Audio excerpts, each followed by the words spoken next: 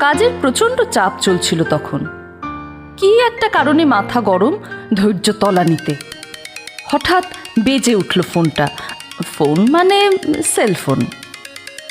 খেয়েছিস? বেলা হয়ে গেছে অনেক। যত মনের ঝাল ফোনটার উপর ঝাড়লাম। খ্যাক করে উঠলাম সেই স্নেহ কণ্ঠের ওপর। আমার মরার ফুরসত নেই মা, খাওয়া। এখন ফোন রাখো। কাজ কাজ আর কাজের পেছনে দৌড়চ্ছিলাম। কখনো হায়দ্রাবাদ, তো কখনো দিল্লি, কখনো মুম্বাই, চেন্নাই, তো কখনো বা শিলিগুড়ি, গোয়া, ঢাকা। ফ্লাইটে ওঠার আগে ফোন, নামার পরে ফোন, শহরে পৌঁছে ফোন, বাড়িতে পৌঁছে ফোন। রোজ একই কথা, একই খবরাখবর।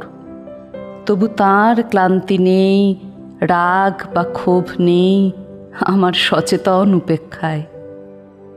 ছুটি ছাটায় কাছে গিয়ে বসা হয়নি কতকাল। যখন ছোট ছিলাম চাইতাম মা সর্বদা সাথে থাকুক। মা কাজে বেরিয়ে গেলে খালি খালি লাগতো। ফিরে এলে মোটেই মার গা ঘেঁষে বসে থাকতাম না, সারা বাড়িতে নেচে বেড়াতাম।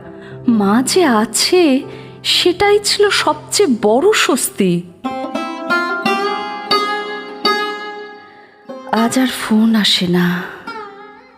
ফ্লাইটে ওঠার আগে কাউকে বলার নেই, মা আসি।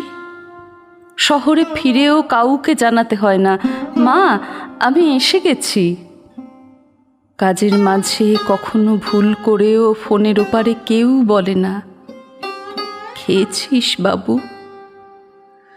আশ্চর্য এক সময়ে নাগরদোলায় আমরা ঘুরছি। মায়ের ভূমিকায় এখন আমি।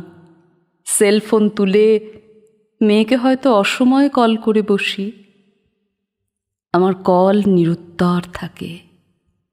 আমি আমার নিজের সেই দিনগুলোর কথা ভেবে ফোন রেখে দিই, অপেক্ষা করি আমার আত্মজার গলা শোনার জন্য। হয়তো হয়তো এমনি অপেক্ষাতেই বসে থাকতেন আমার মা।